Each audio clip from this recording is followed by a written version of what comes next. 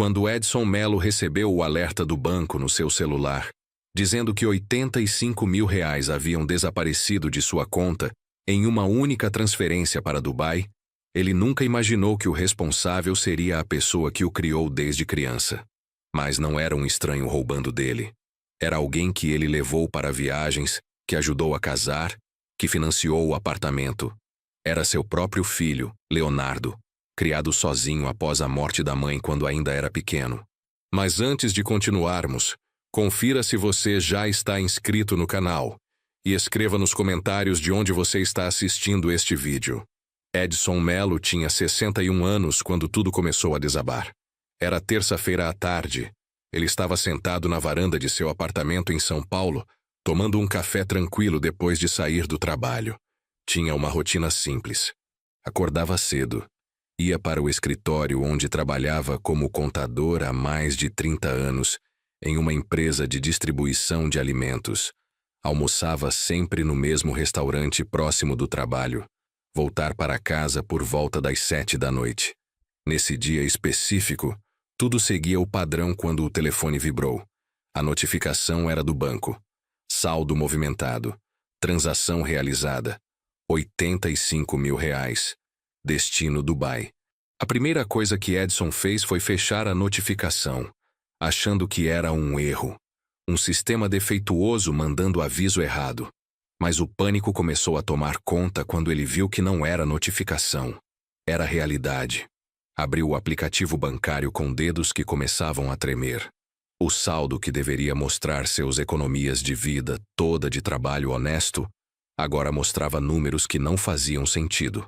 R$ 300 mil. Isso era tudo o que restava.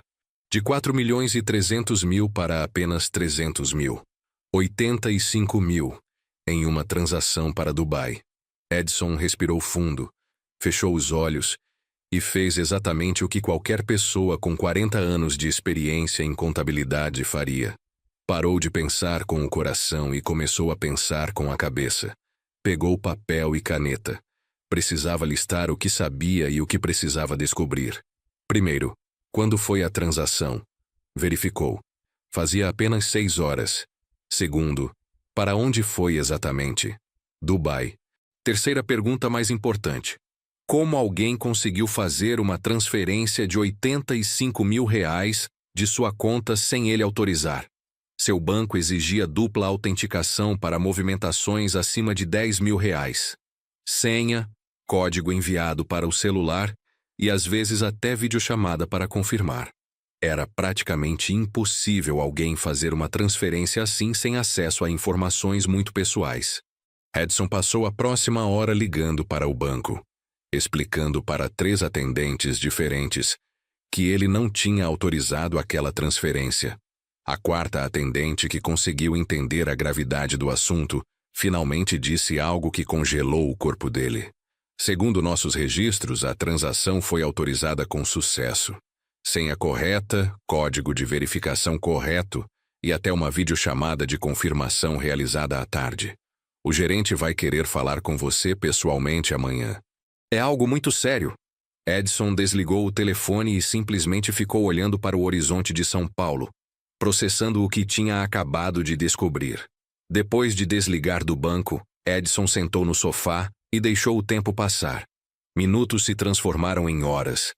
Ele pensava em Leonardo, seu filho único, o menino que ele criou sozinho depois que sua mãe, Carla, morreu em um acidente de carro quando Leonardo tinha apenas 7 anos. Desde aquele dia terrível, tinha sido só ele e o filho. Edson rejeitou promoções que exigiriam que se mudasse para outras cidades. Recusou propostas de trabalho que demandassem horas impossíveis. Tinha colocado a vida de Leonardo como prioridade absoluta. Pagou escola particular durante toda a infância. Levava ele para futebol toda semana, às vezes faltando ao trabalho para estar nos jogos importantes. Quando Leonardo entrou na adolescência e pediu um computador, Edson trabalhou horas extras para conseguir o melhor que podia pagar. Ajudou financeiramente quando Leonardo quis fazer faculdade.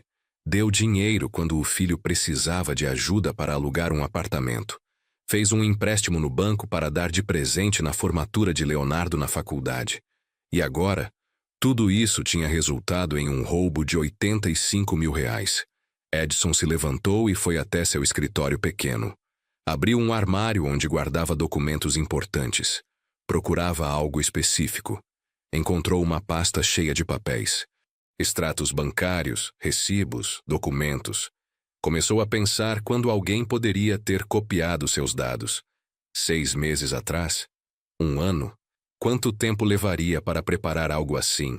Edson tinha passado a vida inteira estudando números, detectando fraudes em empresas, analisando padrões de movimentação financeira. Esse foi o momento que seu conhecimento profissional se tornou pessoal demais. Folheou os documentos metodicamente. Precisava de uma data, uma hora específica, um ponto de partida. Então se lembrou de algo. Leonardo tinha visitado seu apartamento fazia alguns meses. Era uma visitinha rápida. Disse que estava passando no bairro, que tinha vindo buscar alguns documentos para fazer seguro de vida. Pediu para que Edson juntasse seus papéis, identidade, CPF, extrato bancário. Disse que precisava para colocar o pai como beneficiário em caso de algo acontecer. Edson não hesitou nem por um segundo. Fez cópias de tudo, colocou em um envelope e entregou ao filho. Confiança. Aquela palavra agora queimava como fogo em sua mente. Na manhã seguinte, Edson acordou cedo. Tinha dormido mal, acordando várias vezes durante a noite com o pensamento acelerado. Tomou um banho quente, vestiu seu melhor terno, o mesmo que usava para apresentações importantes em reuniões da empresa, e se dirigiu para a agência do banco. Chegou 15 minutos antes da hora marcada, algo que nunca fazia. Geralmente chegava no horário exato, porque acreditava que respeitar tempo alheio era respeitar a pessoa. O gerente o recebeu em um escritório pequeno, mas bem organizado. Seu nome era Roberto. Tinha aproximadamente 55 anos e trabalhava no banco há mais de uma década. Edson era cliente desde os 20 anos. Tinha tido várias contas ali, e Roberto o conhecia razoavelmente bem. Edson colocou toda a documentação sobre a mesa. Extratos, o recibo do cartão por ambos os lados, fotos dos documentos que tinha entregado ao filho meses atrás. Roberto estudou tudo com atenção. Seu rosto mostrava preocupação crescente conforme folheava os papéis. Edson contou toda a história desde o início. Desde como o filho pediu os documentos, passando pela notificação do banco, até ligar para o atendimento. Roberto então pegou o computador e começou a mexer, procurando informações sobre a transação fraudulenta. Digitou vários números, consultou diferentes sistemas e finalmente se virou para Edson. Segundo nossos registros, a transferência foi processada com todos os códigos de segurança corretos. Quem fez isso tinha sua senha, o código de verificação do aplicativo, e realizou uma videochamada onde se identificou como você usando seu documento de identidade. O nível de sofisticação é considerável. Edson ouviu isso, e algo dentro dele colapsou. Significava que não foi um roubo comum. Significava planejamento. Significava que quem fez isso tinha gastado tempo estudando como fazer, preparando tudo, executando com precisão quase profissional. Tenho que ser honesto com você, continuou Roberto com tom cuidadoso.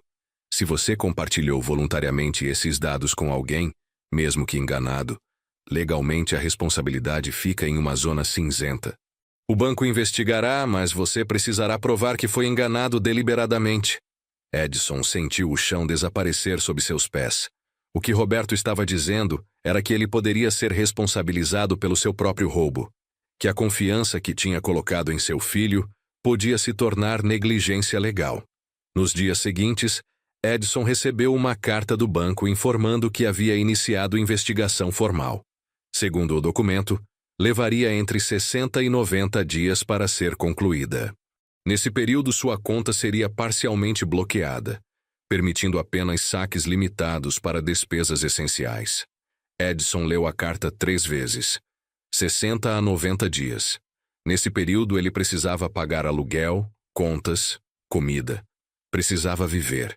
E precisava descobrir se era realmente seu filho que tinha feito isso. A noite toda, Edson pensava. Não conseguia dormir direito. Sua mente continuava funcionando como se estivesse em modo profissional, analisando o problema como se fosse um caso de fraude corporativo que precisava resolver. Primeiro passo era verificar o computador pessoal. Edson tinha um notebook antigo que usava para acessar e-mails e navegar internet ocasionalmente. Foi até ele, o ligou e começou a procurar no histórico. Tinha coisas normais, notícias que ele lia, e-mails de trabalho, alguns acessos a site de banco para verificar saldo. Mas então, escondido entre outras abas, encontrou algo que fez seu coração disparar. 3 buscas no Google realizadas em uma data que ele não reconhecia. Como clonar cartão bancário. Software para fazer videochamada falsificada. Dubai pacotes de viagem de luxo para idosos.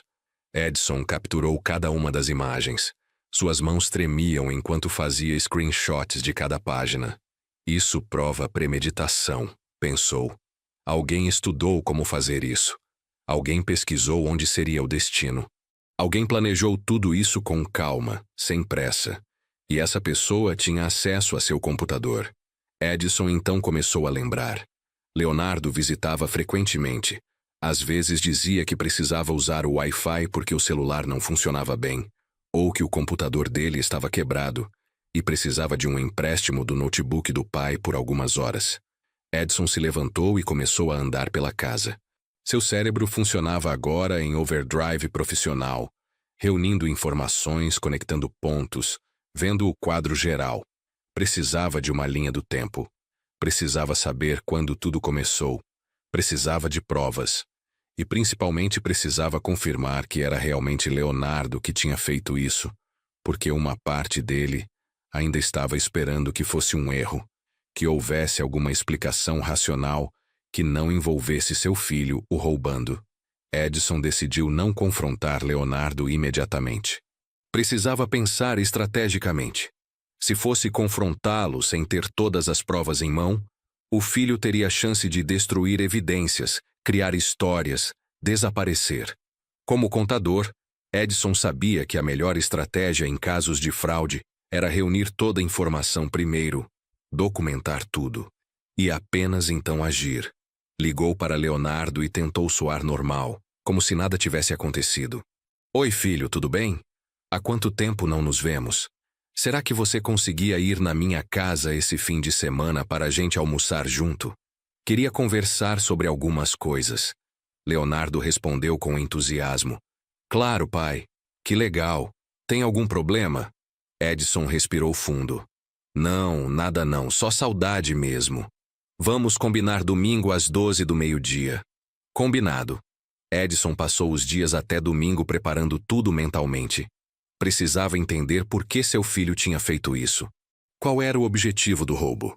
Onde tinha ido aquele dinheiro em Dubai? Quem era o beneficiário?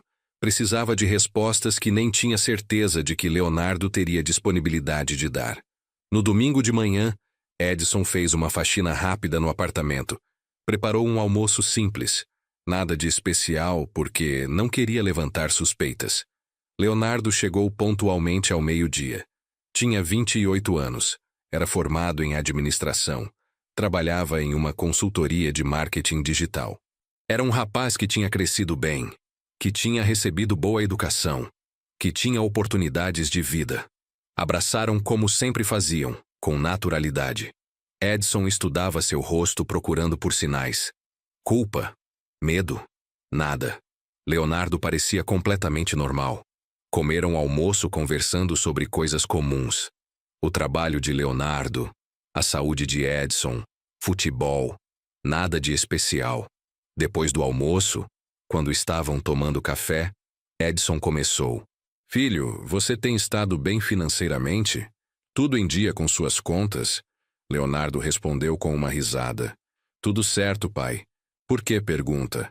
Edson respirou fundo. Porque recebi um alerta do banco semana passada. Uma transferência de R$85 mil que eu não autorizei. Para Dubai. Viu o rosto de Leonardo fazer uma pequena contração. 1 milissegundo onde algo mudou. Edson era experiente demais para perder aquilo. Leonardo colocou a xícara de café na mesa lentamente. Pai, Eu não sei nada sobre isso. Mas Edson continuou observando. Via a forma como Leonardo mexia nos dedos, a forma como sua garganta se movia ao engolir, a forma como seus olhos não mantinham contato direto pelo tempo adequado. Tudo eram sinais. Pequenos sinais que Edson tinha aprendido a reconhecer ao longo dos anos trabalhando em contabilidade. As pessoas, quando mentem, têm padrões. Micromovimentos involuntários. Mudanças na voz. Realmente, pai, continuou Leonardo com voz que tentava soar casual, mas que tinha uma qualidade tensa embaixo. Talvez tenha sido roubo de identidade. Tem muito disso acontecendo. Edson não disse nada. Apenas observava. Deixou o silêncio crescer entre eles. Muitas pessoas não conseguem lidar com silêncio e acabam falando demais quando isso acontece. Era tática comum de interrogatório. Leonardo moveu-se desconfortavelmente na cadeira. Quanto ao Dubai, voltou Edson com voz que tentava soar desinteressada. Descobri que há uma transferência de R$ 85.000 para uma agência de viagem lá. Alguém levou uma pessoa para um pacote turístico premium. Leonardo piscou várias vezes rapidamente. Suas mãos ficaram mais frias. Edson conseguia ver pelos dedos que estavam pálidos. Pai, não sei nada disso. Talvez seja alguém usando seu documento falsificado. Edson apenas olhou para seu filho. Aquele menino que havia criado sozinho. Aquele jovem que havia ajudado de todas as formas possíveis. Parecia estar vendo-o pela primeira vez. Certo, filho. Vou verificar tudo com mais cuidado. Talvez você esteja certo sobre roubo de identidade. Leonardo pareceu relaxar um pouco. Se for isso, aviso a polícia. Mas demorar um tempo para investigar. Leonardo se levantou poucos minutos depois, dizendo que tinha um compromisso. Abraçou Edson, mas dessa vez o abraço parecia diferente. Mais rápido. Menos sincero. Depois que Leonardo saiu, Edson ficou sozinho em seu apartamento, sentado na mesma cadeira, processando tudo que tinha visto. Seu instinto profissional gritava que era Leonardo. Seu instinto de pai pedia que estivesse errado. Edson passou a fazer investigação sistemática. Tinha conhecimento profissional para isso. Primeiro, precisava confirmar que era realmente Leonardo. Pediu para um técnico de informática que ele conhecia de um colega de trabalho para analisar seu computador. Ele foi ao técnico pessoalmente.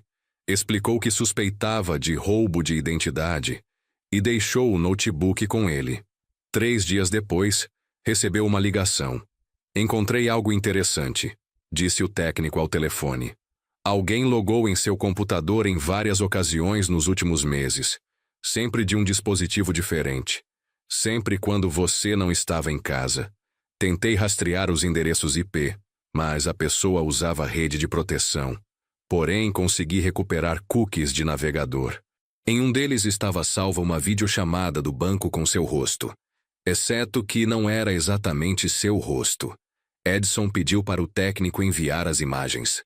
Quando recebeu, viu. Era Leonardo, mas com algum tipo de programa de alteração de rosto. Conseguia ver as linhas às vezes, a forma como a imagem piscava, mas de forma geral, funcionava. Funcionava bem o suficiente para enganar o atendente de videochamada do banco. Edson guardou todos esses screenshots. Precisa de mais provas. Precisa de mais confirmação. Então começou a estudar movimentação de Léo mais cuidadosamente. Ligou para Leonardo dizendo que tinha algum dinheiro para emprestar se precisasse. Filho, se você tiver alguma dificuldade financeira, pode me contar. Estou aqui para ajudar. Leonardo respondeu rápido demais. Pai, não preciso não. Está tudo bem aqui. Edson ouviu a negativa automática. Uma resposta que não hesitava, que não considerava. Uma resposta que supostamente descartava a possibilidade de problema financeiro, mas que soava como negação proativa. Começou a verificar informações públicas sobre Leonardo. Sua movimentação nas redes sociais. Viu fotos recentes de Leonardo em restaurantes caros. Viu vídeos de Leonardo em eventos que pareciam custosos. Como um rapaz que trabalhava em consultoria conseguia pagar tudo isso?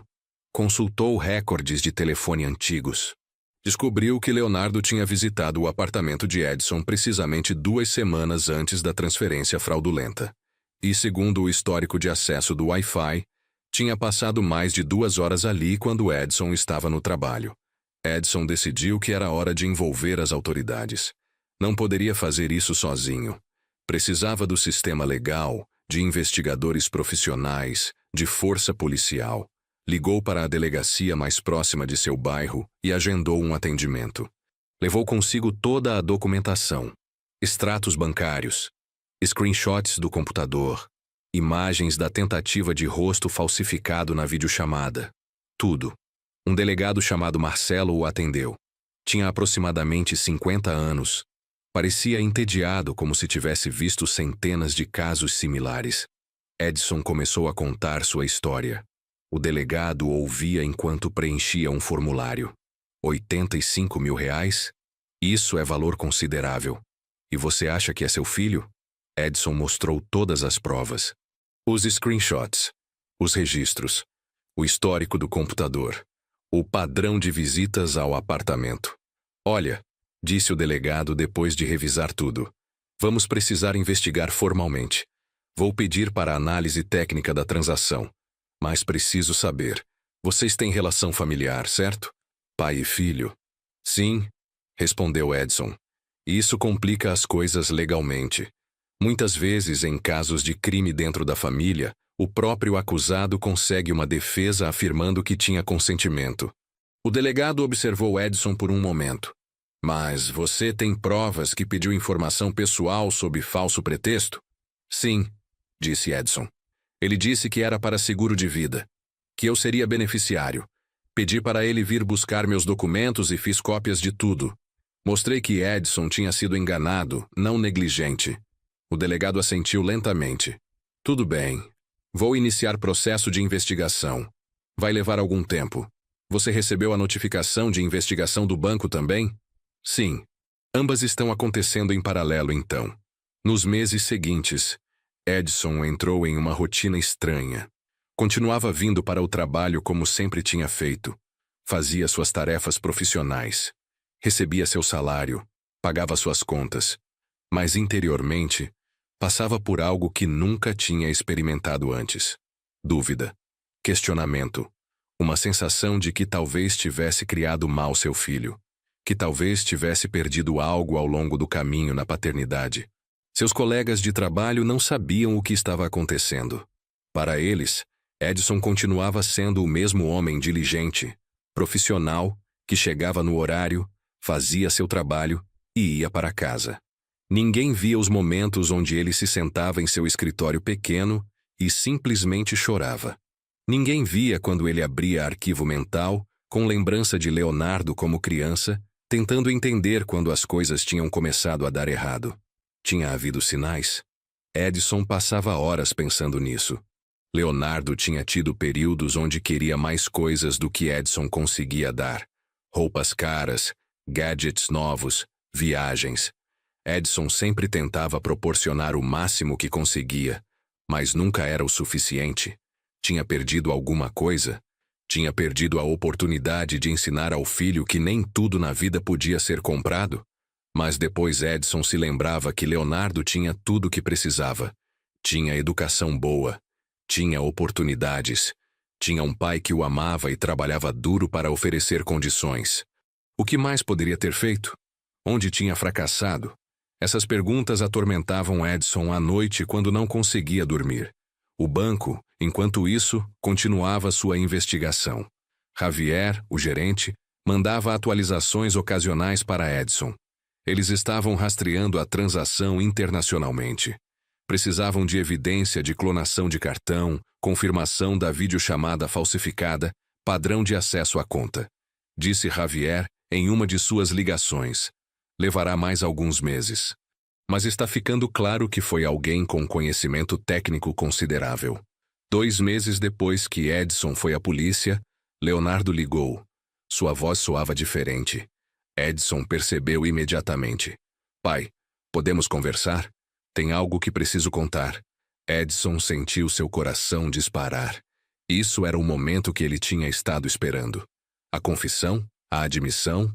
Ou seria mais uma mentira? Claro, filho. Quando você quer conversar? Leonardo respondeu que poderia estar na casa de Edson naquela noite se ele tivesse disponibilidade. Leonardo chegou por volta das 7 da noite. Parecia diferente. Tinha perdido peso.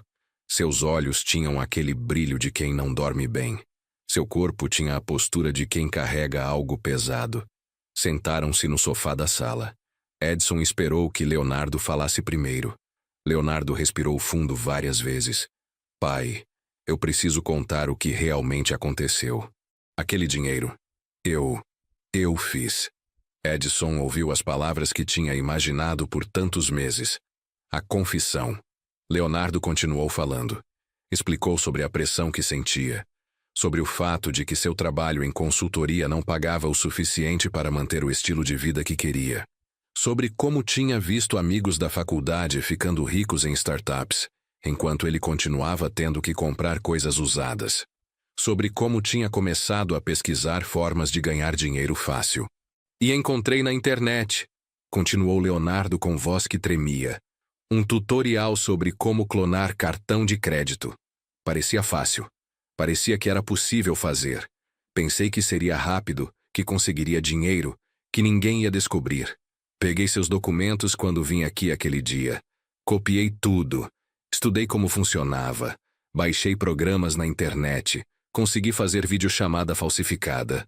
E um dia, fiz. Edson perguntou a pergunta que precisava saber. E o dinheiro? Onde foi? Leonardo respondeu. Meu sogro. Você conhece Gustavo? Edson assentiu. Gustavo era pai de Mariana, namorada de Leonardo há 2 anos. Ele é empresário. Sempre que nos vemos fala sobre Dubai. Sobre como é cidade incrível, quanto desejaria ter oportunidade de levar minha mãe de novo. Sobre como está ficando velho e nunca consegue viajar o suficiente. Leonardo continuou explicando. Pensei que se eu levasse Gustavo para Dubai, se fizesse esse gesto grande, talvez ele me respeitasse mais como pessoa. Talvez visse que eu era capaz de fazer coisas importantes. Que eu era alguém digno de estar namorando sua filha. Eu sabia que você tinha dinheiro guardado. Você sempre falava sobre isso, sobre como havia economizado bem, que tinha segurança financeira. Pensei que 85 mil não seria tanto assim para você, que você nem ia sentir tanto a diferença. Edson ouviu essas palavras e sentiu algo quebrar dentro dele. Seu filho tinha roubado dele, não por necessidade, mas por vaidade, para impressionar um sogro, para ganhar respeito que achava que não tinha de outra forma. Para a validação que deveria ter vindo de lugar interno, não de gesto grande de gasto de dinheiro roubado. Edson perguntou. E Gustavo? Ele sabe? Leonardo respondeu que Gustavo acreditava que aquele era um presente genuíno, que Leonardo tinha economizado para fazer isso, que era gesto de homem que o amava e queria fazer algo especial pela sua mãe. Gustavo estava tão feliz, tão grato. Fez, segundo Leonardo, o melhor gesto que poderia ter feito. Finalmente começou a tratar Leonardo com respeito. Começou a chamar ele de filho, de verdade. E durante 2 semanas Leonardo aproveitou aquele reconhecimento. Mas agora, continuou Leonardo, as coisas estão diferentes. O banco descobriu tudo. A polícia está investigando. Minha namorada descobriu sobre o roubo. Ela terminou comigo. Meu sogro, quando ficar sabendo que o dinheiro era roubado, vai se sentir humilhado. Meu trabalho está em risco porque essa história é tipo bomba. Todo mundo vai saber. Edson apenas olhou para seu filho e disse: Quantos meses levou para você fazer isso, Leonardo? Leonardo respondeu: Uns 3 meses de pesquisa. Mas a execução em si foi um dia. Edson passou a noite pensando depois que Leonardo saiu de seu apartamento. Seu filho tinha confessado. Tinha admitido tudo. Mas confessar para o pai não era a mesma coisa que confessar para a polícia, para o banco, para a justiça. Edson tinha opções. Poderia dar uma chance a Leonardo. Poderia pedir para que se entregasse. Poderia simplesmente deixar que o sistema legal seguisse seu curso. Poderia até tentar proteger o filho de alguma forma, mesmo depois do que tinha feito. Mas durante a noite, Edson se lembrou de algo que sempre tinha dito quando era jovem. Que integridade era fazer a coisa certa, especialmente quando ninguém estava vendo. Que caráter era o que você fazia quando tinha chance de sair impune. Que ser homem de bem significava honrar as consequências de suas ações, não tentar escapar delas. Pela manhã, Edson ligou para o delegado Marcelo. Informou que seu filho tinha vindo até ele e confessado tudo. O delegado perguntou se Leonardo estava disponível para ser interrogado. Edson respondeu que não tinha certeza, que Leonardo devia estar em sua casa ou no trabalho. O delegado disse que mandaria alguém ir procurar. Edson então ligou para Leonardo. Filho, conforme conversamos sobre, as consequências precisam acontecer. A polícia está vindo para você. A voz de Leonardo no outro lado da linha se quebrou. Pai, não. Por favor, não faz isso. Sou seu filho. Edson respirou fundo. Exatamente por isso, respondeu. Porque você é meu filho, é que preciso fazer isso. Se eu o protegesse disso, estaria ensinando a você que não importa o que você faça, sempre vai ter alguém para salvá-lo. Que você pode roubar, enganar, manipular, e nada vai ter consequência porque sou seu pai. Isso não é amor, Leonardo. Amor verdadeiro, às vezes, é permitir que o filho sofra as consequências de suas ações. A polícia chegou no escritório de Leonardo cerca de 2 horas depois. 2 policiais em traje simples entraram calmamente e pediram para falar com Leonardo Melo em particular. Seus colegas de trabalho viram tudo. Viram Leonardo ser levado para uma sala. Viram ele sair com os policiais. Viram o sussurro que começou a se espalhar pela consultoria. Em questão de horas, todos sabiam que Leonardo tinha cometido algum crime. Ninguém sabia os detalhes ainda, mas o rumor começou a circular. Leonardo foi levado para a delegacia e ficou em sala de interrogatório por aproximadamente 6 horas. O delegado Marcelo fez perguntas sistematicamente. Como tinha feito? Onde tinha conseguido os programas? Se tinha ajuda de alguém? Se tinha planejado fazer isso novamente? Leonardo respondeu todas as perguntas. Confessou tudo. Não tentou negar, não tentou inventar histórias. Simplesmente respondeu. Era como se tivesse chegado a ponto de que tudo tinha acabado, que não tinha mais sentido continuar mentindo. Depois do interrogatório, Leonardo foi colocado em cela. Edson recebeu a notificação cerca de 1 hora depois. Seu filho tinha sido preso preventivamente. Haveria audiência em 48 horas para a determinação de medidas cautelares. Edson leu a notificação várias vezes. Seu filho estava preso. Estava em uma cela com outras pessoas. Estava vivendo uma realidade que Edson nunca tinha imaginado que teria de lidar. Naquela noite, Edson fez algo que não tinha feito em semanas. Dormiu. Dormiu profundamente como se finalmente pudesse descansar. Era estranho, porque teoricamente as coisas estavam pior. Mas de alguma forma, finalmente ter confrontação, finalmente ter ações acontecendo, finalmente ter sistema legal se movendo, trouxe um tipo de paz. A incerteza tinha acabado. Edson contratou um advogado para representar Leonardo. Um homem chamado Roberto Silva, que tinha aproximadamente 55 anos e que trabalhava em direito penal há mais de 20 anos. Roberto era competente, experiente e tinha relação com o sistema judiciário que vinha dessa experiência longa. Ligou para Edson antes da audiência. Meu cliente tem opções limitadas, disse Roberto. A confissão é prova muito forte contra ele. O banco tem evidência técnica. A polícia tem documentação. Se tivermos sorte, ele pode conseguir liberdade condicional com restrições. Se não, ficará preso preventivamente até julgamento. Edson perguntou quanto tempo isso levaria. Roberto respondeu que casos assim levavam entre 6 e 18 meses até ir a julgamento. Edson compareceu à audiência. Viu Leonardo na cadeia do julgado, preso em uniforme de detido. Seu filho parecia pequeno de repente, vulnerável. A realidade daquela situação parecia estar finalmente penetrando no cérebro de Leonardo. O juiz, um homem idoso chamado Alberto Ferreira, analisou toda a documentação. Ouviu o promotor argumentar por prisão preventiva. Ouviu o advogado de Leonardo argumentar por liberdade condicional. E então, virou-se para Edson. O senhor, pai do acusado, deseja fazer declaração? Edson foi para a frente. Sua voz era controlada, profissional. Seu filho cometeu crime grave.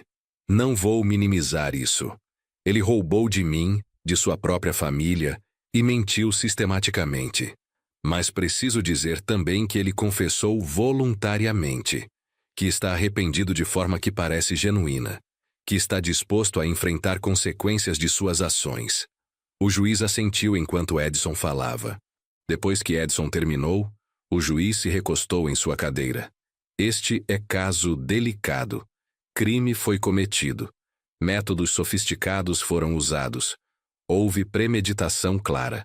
Mas há também confissão, ausência de antecedentes criminais e aparente arrependimento. O juiz então determinou que Leonardo seria solto com restrições. Deveria comparecer semanalmente na delegacia. Seria proibido de viajar para fora do Brasil. Seria proibido de trabalhar com informações financeiras ou tecnologia.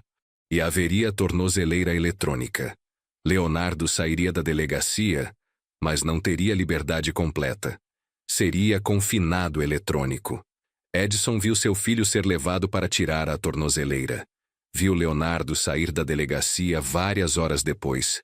Seus olhos estavam vermelhos de chorar. Seu corpo caminhava como se fosse muito pesado. Edson fez um gesto para que Leonardo o acompanhasse. No caminho para a casa de Edson, Leonardo finalmente falou: Pai, obrigado por não me deixar fugir disso. Obrigado por me deixar enfrentar isso. Edson respondeu apenas com um aceno de cabeça. Nenhum dos dois conhecia exatamente qual seria o próximo passo. Leonardo ficaria em casa de Edson nos primeiros dias, enquanto arrumava local próprio onde pudesse ficar. Mariana, sua namorada, tinha deixado claro que não queria tê-lo em casa dela considerando o que tinha acontecido. Edson precisava lidar com outra situação delicada. Gustavo, o sogro que tinha sido beneficiário do roubo sem saber, precisava ser informado da verdade. Edson fez ligação para Gustavo pessoalmente. Precisamos conversar sobre aquele viagem para Dubai. Gustavo respondeu com entusiasmo inicial que logo desapareceu quando Edson começou a explicar que aquele dinheiro tinha sido roubado. Edson contou toda a história. Como Leonardo tinha clonado seu cartão. Como tinha planejado tudo. Como a intenção era ganhar respeito de Gustavo através daquele gesto. Gustavo ouviu em silêncio. Quando Edson terminou, Gustavo disse apenas: Você quer dizer que aquele presente vinha de dinheiro roubado? Sim, respondeu Edson. Gustavo respirou fundo. Preciso pensar sobre isso. Preciso conversar com minha família. Dias depois, Gustavo ligou de volta. Ele e sua esposa tinham decidido que cancelariam a viagem e tentariam recuperar o dinheiro através do banco. Explicariam a situação à agência de turismo. E, principalmente, não visitariam mais Dubai como tinha planejado, porque não queriam estar em lugar comprado com dinheiro que tinha sido obtido criminosamente. Edson agradeceu pela atitude de Gustavo. Pelo menos uma pessoa no círculo de Leonardo estava fazendo a coisa certa. A notícia sobre o roubo e a prisão de Leonardo começou a circular no meio profissional de Edson. Não era escândalo nacional, mas era escândalo local. Edson trabalhava há mais de 30 anos na mesma empresa. Seus colegas sabiam que ele era profissional respeitado, dedicado, íntegro. Mas agora, seu filho tinha sido preso por fraude e roubo. Alguns colegas se afastaram. Outros se aproximaram para oferecer apoio. Seu chefe ligou para Edson. Quer falar sobre isso? Edson respondeu que poderia falar. Seu chefe disse que sabia o que tinha acontecido. Que sentimentos de culpa eram normais, mas que não tinha feito nada de errado. Que filho é criatura autônoma que faz suas próprias escolhas. Que Edson poderia continuar trabalhando normalmente, ou se preferisse tomar tempo para lidar com a situação. Edson decidiu continuar trabalhando. A rotina ajudava. As tarefas familiares do trabalho mantinham sua mente ocupada. Mas à noite, quando voltava para casa, Tinha que lidar com seu filho, que estava cumprindo restrições, usando tornozeleira eletrônica, processando psicologicamente tudo o que tinha acontecido. Era nova rotina que nenhum dos dois estava preparado para viver. Os meses passaram. Leonardo comparecia semanalmente na delegacia. Apresentava-se em seu local de restrição. A tornozeleira eletrônica rastreava seus movimentos constantemente. Ele teve que sair de seu emprego porque não podia trabalhar com tecnologia e porque a consultoria não queria associação com criminal. Leonardo então procurou trabalho em outro lugar. Conseguiu posição em empresa de logística como assistente administrativo. O salário era significativamente menor do que ganhava antes, mas era algo. Edson observava seu filho lutando diariamente. Leonardo acordava cedo, ia para trabalho, voltava direto para casa porque tinha restrição de horário. Fins de semana ficava em casa porque tinha que estar lá. Não saía de noite, não ia para festas, não tinha vida social como tinha tido antes. E parecia estar aprendendo algo duro sobre as escolhas que tinha feito. O processo judicial era lento. Meses se transformaram em ano. Havia audiências ocasionais onde documentação era revisada, onde promotor discutia progresso da investigação, onde Edson comparecia como pai de vítima e pai do acusado simultaneamente. Era posição estranha estar nos dois lados de situação assim. Tinha compaixão por Leonardo, mas também tinha que reconhecer que havia sido vítima de seu filho. Edson insistiu que Leonardo fizesse acompanhamento psicológico. Inicialmente Leonardo resistiu, mas eventualmente aceitou. Começou a ver psicólogo uma vez por semana. Edson não sabia exatamente o que era discutido nas sessões, mas observava seu filho gradualmente parecendo menos amargo sobre a situação. Não era aceitação, mas era compreensão do que tinha feito errado. Uma noite, Leonardo falou para Edson: "Meu terapeuta me pediu para pensar sobre por que fiz aquilo. E realmente pensei. Não foi por precisar do dinheiro. Você me dava ajuda financeira sempre que pedia. Não foi porque estava sendo maltratado. Você foi pai incrível. Foi porque eu queria validação de forma fácil. Queria impressionar alguém sem realmente ter que conquistar respeito através do meu próprio trabalho e mérito." Edson ouviu isso e não respondeu imediatamente. Leonardo continuou: "Percebi que passei a vida esperando que você resolvesse meus problemas, que você me desse coisas. E quando você não podia dar, eu procurava forma de conseguir mesmo que fosse errada. O problema não era você, pai. O problema era eu. E ainda estou tentando entender como cheguei a isso." Um ano depois da confissão e prisão de Leonardo, aconteceu a primeira audiência realmente importante. Era pré-julgamento onde seria determinado se Leonardo iria a julgamento completo ou se há alguma forma de acordo que pudesse ser feito. O advogado Roberto explicou que Leonardo tinha várias opções. Poderia pleitear por pena reduzida se aceitasse culpabilidade completa. Poderia ir a julgamento completo e riscar tudo na sorte. Ou poderia tentar acordo de reparação. Edson e Leonardo discutiram essas opções. Roberto recomendava que Leonardo aceitasse culpabilidade e pediria por pena reduzida baseado em arrependimento genuíno, ausência de antecedentes e confissão voluntária. Leonardo concordou. No julgamento, Leonardo apresentou-se diante do juiz e admitiu culpabilidade completa. Chorou enquanto falava sobre seus atos. Falou sobre arrependimento. Pediu perdão a seu pai que estava presente na sala. O juiz, a mesma pessoa que tinha determinado medidas cautelares, ouviu tudo atentamente. Depois de considerar evidência, vítima, acusado e circunstâncias, determinou sentença. Leonardo seria condenado a 2 anos de cadeia, mas com possibilidade de cumprir em regime aberto de liberdade condicional, após 6 meses, se demonstrasse boa conduta. Seria obrigado a fazer serviço comunitário durante 2 anos. Seria obrigado a fazer restituição do dinheiro roubado em parcelas, com parte vindo de seu salário e parte sendo paga através de atividades de trabalho comunitário. Depois da condenação, Edson e Leonardo ainda moravam no mesmo apartamento. A situação era estranha, mas funcionava. Edson observava seu filho trabalhando todos os dias, voltando para casa, fazendo tarefas domésticas, indo para trabalho comunitário nos fins de semana. Leonardo trabalhava em lar de idosos, ajudando pessoas que precisavam. Era ironia que alguém que tinha roubado seu próprio pai agora dedicava tempo ajudando outras pessoas. Um dia, Leonardo perguntou para Edson algo que tinha estado carregando. Pai, você me perdoa? Edson pensou na pergunta por muito tempo. Perdoar não significava que tudo tinha voltado a ser como era antes. Significava soltar a raiva e mágoa que tinha guardado. Significava permitir que ambos pudessem seguir em frente. Respondeu que sim. Ele perdoava Leonardo. Mas que confiança era coisa diferente. Confiança teria que ser reconstruída através de ações consistentes ao longo do tempo. Leonardo aceitou isso como resposta. Parecia entender que perdão era presente que Edson estava oferecendo, mas que havia limite a esse presente.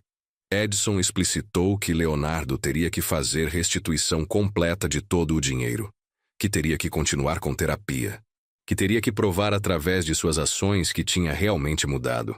Leonardo concordou com tudo. Edson decidiu que era hora de ter conversação mais completa com Gustavo. Fizeram um encontro em café neutro. Gustavo trazia consigo sua esposa, Maria. Edson explicou toda a situação. Como tinha descoberto o roubo, como tinha envolvido polícia, como Leonardo tinha sido preso e condenado, como estava lidando com o processo de perdão enquanto também processava a vitimização. Gustavo e Maria ouviram com atenção. Quando Edson terminou, Gustavo disse: Você fez coisa correta envolvendo as autoridades. Seu filho precisa aprender que ações têm consequências. Edson assentiu. Gustavo então compartilhou que Mariana, sua filha e namorada de Leonardo, tinha decidido manter distância por enquanto. Ela ainda estava processando a traição de confiança que tinha sofrido também. Mas talvez, com o tempo, as coisas pudessem melhorar. Maria adicionou que família era complexa, que roubo e traição feriam, mas que também havia possibilidade de redenção, se pessoa realmente quisesse mudar. Edson agradeceu pelo apoio de ambos. Finalmente havia espaço para conversa honesta sobre o que tinha acontecido, sem negação ou minimização da situação. Os próximos 2 anos foram um processo de reconstrução lenta. Leonardo cumpriu sua liberdade condicional, manteve emprego, fez serviço comunitário, foi regularmente à terapia, começou a pagar restituição. Edson observava tudo. Nem tudo era perfeito. Havia momentos onde Leonardo parecia estar lutando, parecia estar ressentido com as restrições, parecia querer voltar para a vida que tinha antes. Mas ele persistia. No 2º ano de liberdade condicional, Leonardo conheceu uma mulher chamada Juliana na agência de trabalho comunitário. Ela era voluntária também, trabalhando com pessoas que tinham estado em situação similar à de Leonardo. Gradualmente desenvolveram um relacionamento. Edson viu seu filho finalmente conseguir começar a construir algo novo. Não era reinício para onde estava antes. Era construção algo diferente, baseado em fundações mais sólidas. Edson também começou reconstrução própria. Com reembolso do banco e acesso recuperado às suas contas, sua situação financeira se estabilizou. Mas ele tinha aprendido algo durante aquele período difícil. Que dinheiro era importante, mas que relacionamento era mais importante. Que proteger seu filho de consequências era pior do que deixá-lo enfrentar elas. 3 anos depois do roubo inicial, Edson estava assistindo Leonardo em apresentação de seu trabalho comunitário. Leonardo tinha se voluntariado para falar a um grupo de jovens sobre perigos da criminalidade. Falava sobre sua própria história. Como tinha planejado o roubo sofisticado, como tinha traído confiança de seu pai, como tinha perdido namorada, amigos, oportunidades, como tinha tido que reconstruir vida do zero. Edson observava do fundo da sala enquanto seu filho falava. Via os jovens ouvindo atentamente. Via Leonardo sendo vulnerável sobre seus próprios erros. Parecia estar fazendo diferença genuína. Parecia estar transformando sua experiência negativa em algo que podia ajudar outros. Quando Leonardo terminou a apresentação, procurou Edson na multidão. Abraçaram-se. Leonardo sussurrou: Obrigado, pai. Obrigado por me deixar enfrentar isso. Se você me tivesse protegido, eu nunca teria aprendido nada. Edson respondeu. Sempre vou estar aqui, mas não vou me interpor entre você e consequências de suas escolhas. Esse é tipo de amor que importa mesmo quando dói. Aproximadamente 4 meses depois de Leonardo iniciar apresentações como voluntário, Mariana entrou em contato. Pediu para conversar com Leonardo e Edson juntos. Edson não sabia ao certo o que esperar. Mariana estava calma quando chegou. Disse que tinha estado observando de distância o progresso de Leonardo. Vira apresentações dele. Tinha ouvido por Gustavo que ele estava realmente mudado. Mariana explicou que precisava de tempo para confiar novamente. Que o que Leonardo tinha feito tinha machucado. Não apenas financeiramente, mas emocionalmente também. Ter descoberto que pessoa que amava era capaz de tamanho engano tinha ferido sua visão de mundo. Mas assistir Leonardo genuinamente trabalhar em mudança pessoal tinha começado a reconstruir algo. Não era rápido, não era fácil, mas era possível. Leonardo chorou enquanto ouvia. Nenhum dos dois sabia se relacionamento voltaria a ser o que era, mas havia possibilidade. Havia esperança de que confiança poderia ser reconstruída através de ações consistentes. Edson se viu como testemunha de segunda chance que era oferecida. Não porque Leonardo merecesse, mas porque Mariana estava disposta a tentar. Amigos de Leonardo haviam desaparecido durante o processo. Era normal. Ninguém quer estar perto de alguém que foi preso por fraude. Ninguém quer associação com crime. Mas após 2 anos, alguns daqueles amigos começaram a voltar. Principalmente porque Leonardo havia mudado em formas que pareciam genuínas. Não era mais pessoa que tentava impressionar através de consumo ou de gesto grande. Era pessoa que estava focada em crescimento pessoal. Um amigo em particular, chamado Felipe, reconciliou-se com Leonardo. Felipe explicou que tinha se afastado durante período mais intenso, mas que estava arrependido, que tinha julgado Leonardo de forma simplista, que agora, vendo como Leonardo estava lidando com consequências de seus atos, Felipe tinha respeito novo. Os dois começaram a se ver novamente. Dessa vez, não para gastar dinheiro ou impressionar pessoas, mas para genuinamente desfrutar companhia um do outro. 3 anos e meio depois do roubo, Edson e Gustavo foram aos seus lugares de trabalho relativamente próximos de um outro. Começaram encontros ocasionais para almoço. Durante um desses almoços, Gustavo compartilhou que tinha passado por experiência similar com seu próprio pai anos atrás. Que seu pai havia descoberto que ele tinha gasto dinheiro que não era seu e tinha viajado para o exterior. E que seu pai, assim como Edson tinha feito, tinha deixado que enfrentasse consequências legais ao invés de protegê-lo. Gustavo disse: "Na época odiei meu pai. Pensei que ele era insensível. Mas anos depois entendi que foi a melhor coisa que poderia ter feito por mim. Me ensinou que privilégio tem limite, que ações têm consequências. Seu filho Leonardo é homem melhor porque você teve coragem de fazer coisa certa, não coisa fácil." Edson ouviu essas palavras e sentiu validação profunda. Não era validação de que tinha feito bem, porque já sabia que tinha. Era validação de que havia padrão, que havia outras pessoas em mundo que compreendiam que amor verdadeiro às vezes significava permitir que filho enfrentasse consequências próprias. Significava permitir que filho aprendesse o caminho mais difícil, mas mais duradouro. Ao longo dos próximos meses, Edson começou a permitir que confiança fosse reconstruída com Leonardo. Não rápido, mas gradualmente. Leonardo começou a ter mais liberdade. Começou a poder sair, ter vida social restrita, eventualmente ganhar aquela liberdade completa, conforme cumpria seus períodos de condicional.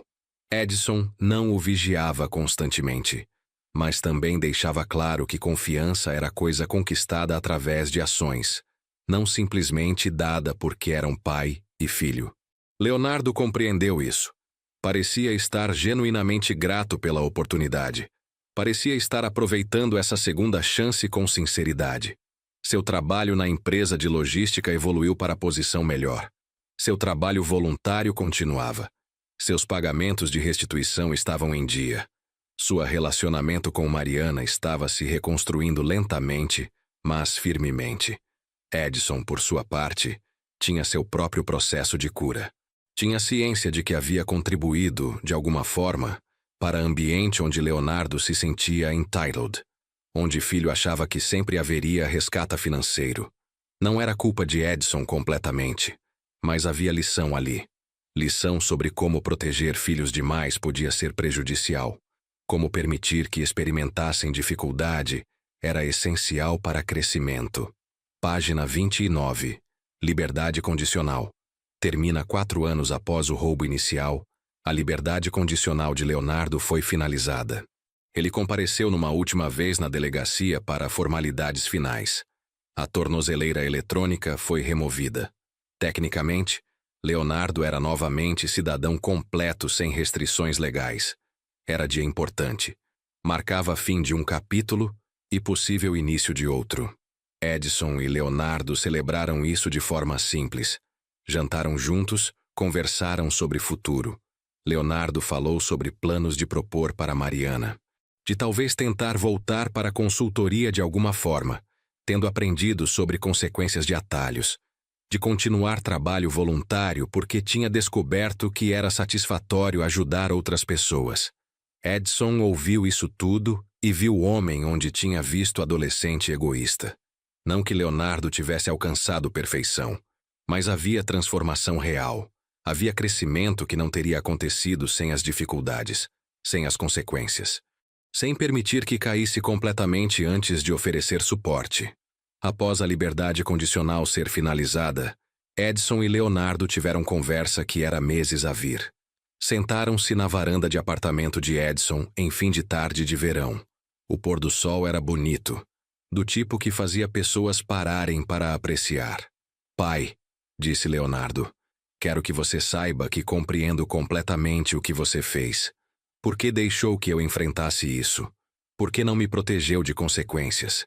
Edson respondeu que tinha sido uma das piores coisas que tinha tido que fazer como pai.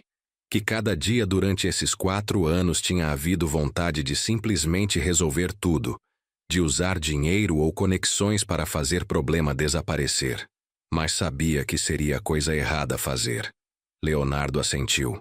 E eu compreendo agora que tudo que você fez, toda a austeridade, toda a educação, todo o apoio, foi porque me amava.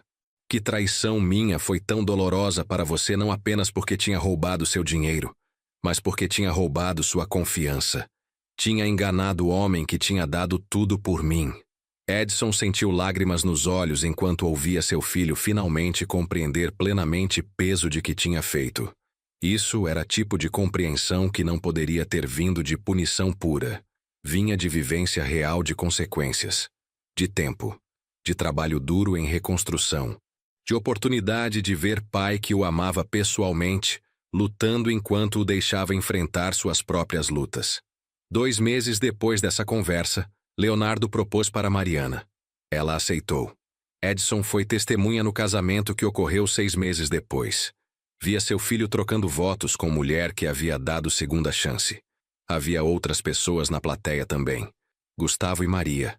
Felipe e outros amigos que Leonardo havia reconstruído o relacionamento. E principalmente, havia esperança no rosto de Leonardo. Não era a alegria superficial de viagem para Dubai.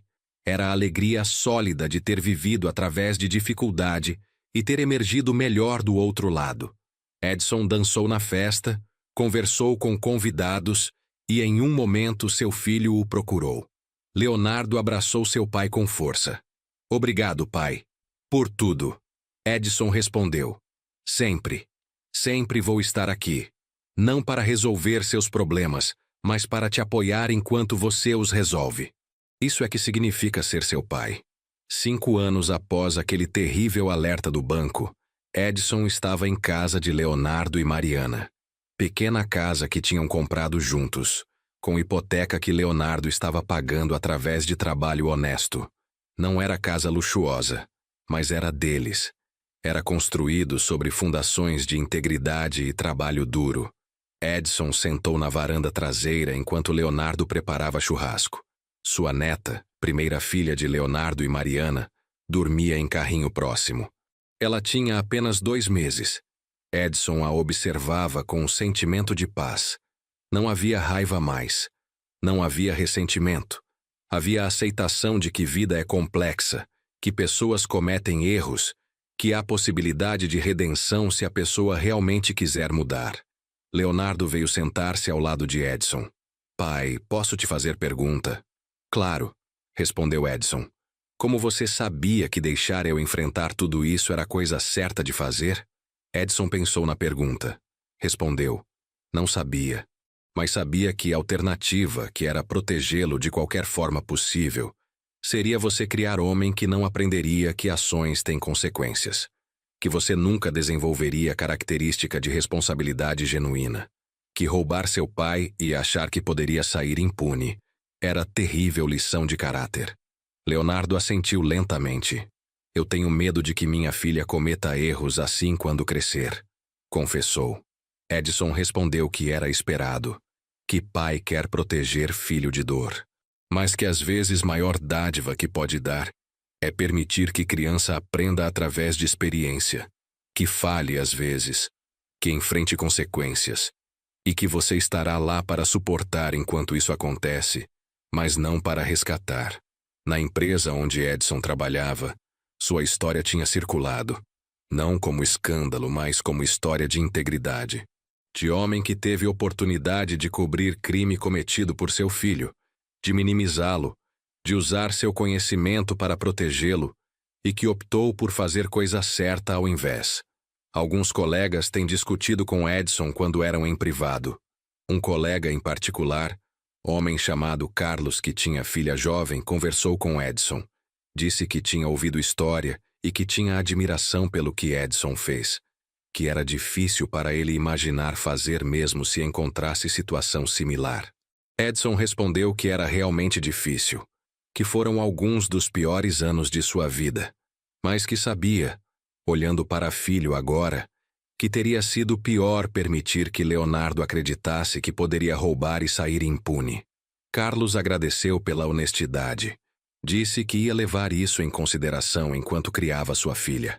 Que educação era mais que apenas pagar melhores escolas. Era ensinar valores. Era ensinar que ações tinham consequências. Que caráter era coisa que se construía ao longo do tempo, não algo que podia ser comprado ou salvo de forma rápida. Aproximadamente 1 ano após Leonardo ter sido libertado condicionalmente, o banco de Edson realizou auditoria interna sobre como o fraude tinha conseguido passar pelos sistemas de segurança. Descobriram que havia vulnerabilidades em seu protocolo de videochamada que podiam ser exploradas por alguém com conhecimento técnico suficiente. Como resultado, implementaram novos sistemas de segurança mais rigorosos. Javier, o gerente que tinha ajudado Edson, informou ele sobre essas mudanças. Edson, seu caso ajudou o banco a identificar fraqueza que afetava centenas de milhares de clientes. Se seu filho não tivesse feito isso, esses outros clientes poderiam ter sido roubados também. Então, de forma estranha, sua tragédia pessoal resultou em proteção melhor para muitas outras pessoas. Edson agradeceu Javier por compartilhar isso. De alguma forma, conhecer que o roubo de Leonardo tinha consequências positivas amplas era pequeno conforto. Ainda não compensava a dor que tinha vivido, mas ajudava a colocar as coisas em perspectiva. Edson, aos 65 anos, começou a refletir sobre sua jornada completa como pai. Tinha criado Leonardo sozinho após morte de Carla. Tinha tentado fazer seu melhor. Tinha oferecido amor, segurança, educação, oportunidades. Mas não tinha oferecido a coisa talvez mais importante, a oportunidade de enfrentar dificuldade. Edson se havia culpado por anos por isso, mas gradualmente tinha chegado à compreensão de que não era possível proteger alguém completamente. Que em algum ponto, criança cresce e faz suas próprias escolhas. Que pai não pode viver a vida pela criança. Que responsabilidade de pai é ensinar valores, estabelecer limites, oferecer suporte, mas permitir que criança caminhe seu próprio caminho. Leonardo tinha escolhido mal, tinha roubado, Tinha traído confiança, mas através daquela escolha ruim, tinha também aprendido lição que não poderia ter aprendido de outra forma. Tinha aprendido que a ação tem consequências reais, que privilégio é coisa frágil, que integridade era valor verdadeiro que tinha. 2 anos após a condenação de Leonardo, Edson recebeu ligação de representante do Ministério Público, mulher chamada Doutora Patrícia, que tinha trabalhado no caso. Ela queria falar com Edson sobre reabilitação de Leonardo. Edson concordou em encontro. Doutora Patrícia explicou que Leonardo tinha sido exemplo raro de pessoa que genuinamente tinha mudado após estar envolvido com o sistema criminal. Que trabalho voluntário dele, seu comportamento enquanto incondicional, sua restituição sendo feita consistentemente, tudo isso era sinal de transformação real. Ela perguntou para Edson se teria interesse em Leonardo falar em programas escolares sobre perigos de crime. Edson respondeu que era decisão de Leonardo, mas que acreditava que Leonardo teria interesse. E realmente tinha. Leonardo começou a fazer apresentações em escolas, universidades, centros de reabilitação. Contava sua história. Explicava como o roubo sofisticado parecia ser resposta fácil para a validação que sentia que precisava. Como tinha resultado em prisão, condenação, reconstrução árdua de vida. Esses programas foram impactantes, especialmente para jovens que estavam em situação similar à de Leonardo. Jovens que tinham tudo o que precisavam materialmente, mas sentiam vazio emocional que tentavam preencher com formas destrutivas. Leonardo podia falar com esses jovens de forma que adultos que nunca tinham cometido crime não conseguiam. Edson, aos 67 anos, começou a pensar em sua própria herança. Não apenas a herança financeira, que era modesta, mas a herança de valores que estava deixando. Leonardo estava fazendo diferença nas vidas de outras pessoas através de suas apresentações e trabalho voluntário. Sua neta estava crescendo com um pai que compreendia a importância de integridade e responsabilidade. Edson tinha conversas ocasionais com colegas de trabalho sobre paternidade. Muitos deles tinham filhos ou netos. Compartilhava sua história quando era apropriado. Não como história de sucesso perfeito, porque certamente não era, mas como história de pai tentando fazer melhor, cometendo erros, aprendendo de eles e eventualmente vendo crescimento não apenas em filho, mas em si mesmo. Uma colega, mulher chamada Fernanda, uma dia disse para Edson que sua história tinha ajudado ela em decisão que tinha que tomar com seu próprio filho. Seu filho tinha sido pego fazendo algo que tinha quebrado confiança. Primeiro instinto de Fernanda tinha sido protegê-lo de todas as formas possíveis. Mas depois de escutar a história de Edson, decidiu deixar que filho enfrentasse consequências. Fernanda agradeceu Edson por compartilhar sua experiência de forma honesta. 6 anos após aquele alerta de banco que tinha mudado tudo, Edson recebeu convite para falar em programa de rádio sobre crime financeiro e família. O produtor tinha lido sobre caso de Leonardo em arquivo de notícias local. Pediu se Edson estaria disposto a falar publicamente sobre sua experiência. Edson hesitou. Falar publicamente significaria expor sua família de forma que até então não tinha sido necessária. Mas depois pensou que sua história podia ajudar outras pessoas. Podia mostrar que era possível navegar situação similar, com integridade e com resultado positivo. Que não havia uma única forma correta de agir, mas que havia diferença entre ações que permitiam crescimento e ações que apenas encobriam problema. Aceitou o convite. A entrevista foi ao ar em estação de rádio com audiência considerável. Edson falava sobre roubo, sobre descoberta, sobre investigação, sobre decisão difícil de deixar que filho enfrentasse sistema legal, sobre como tinha sido o processo árduo, mas como agora, anos depois, podia ver que tinha sido coisa certa a fazer. Após a entrevista, Edson recebeu centenas de mensagens de ouvintes. Algumas de pai que tinha situação similar com seus filhos. Outras de pessoas que tinham cometido crime e tinham reconhecido padrão similar à história de Leonardo. Outras ainda de educadores que usariam história para ensinar sobre consequências. 7 anos após o roubo inicial, Edson e Leonardo tinham um relacionamento que havia sido completamente reconstruído. Não era relacionamento ignorando que algo ruim tinha acontecido. Era relacionamento que tinha integrado aquela experiência e tinha crescido a partir dele. Leonardo tinha sido promovido na empresa de logística. Tinha responsabilidades maiores. Estava ganhando bem. Continuava com trabalho voluntário. Seu casamento com Mariana era forte. Tinha segunda filha. E tinha profundo comprometimento com assegurar que seus filhos crescessem compreendendo que ações tinham consequências, que integridade importava. Edson tinha se aposentado completamente do trabalho. Tinha tempo para gastar com Leonardo, Mariana e netas. Tinha tranquilidade que só vem de saber que fez coisa certa, mesmo quando era coisa difícil. Tinha paz de saber que seu filho, apesar de cometer crime grave, tinha sido capaz de transformar, de reconstruir, de evoluir como pessoa. Edson, aos 70 anos, estava sentado em varanda de apartamento que tinha aluguel confortável. Simples, mas bem-vindo. Tinha fotografia na parede de Leonardo, Mariana e 2 filhas. Tinha outra fotografia de jovem quando era casado com Carla. Tinha toda a vida ali. Sucesso, fracasso, alegria, dor, crescimento. Um dia, Leonardo chegou inesperadamente com suas filhas. Queriam passar tarde com Edson. Sua filha mais velha, que agora tinha 5 anos, pediu para Edson contar história. Edson sorriu e começou a contar, adaptando para a idade dela, história sobre como pai e filho enfrentaram situação muito difícil juntos. Como havia havido dor, mas também havia havido aprendizado. Como havia havido perdão, mas também havia consequência. Como havia havido amor que tinha sustentado ambos através tudo. Sua neta ouviu com atenção que criança daquela idade podia dar. Quando Edson terminou, ela perguntou: "Vovô, por que contou essa história?" Edson respondeu: "Porque quero que você entenda que vida nem sempre é fácil. Que as pessoas cometem erros.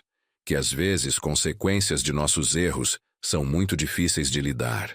Mas que se amarmos as pessoas na nossa vida, se formos honestos, se nos dedicarmos a crescimento, podemos superar até mesmo os momentos mais difíceis." Leonardo, que estava observando de distância, tinha lágrimas nos olhos. Sabia exatamente por que seu pai contava aquela história para suas filhas. Sabia que aquela história era parte de seu legado.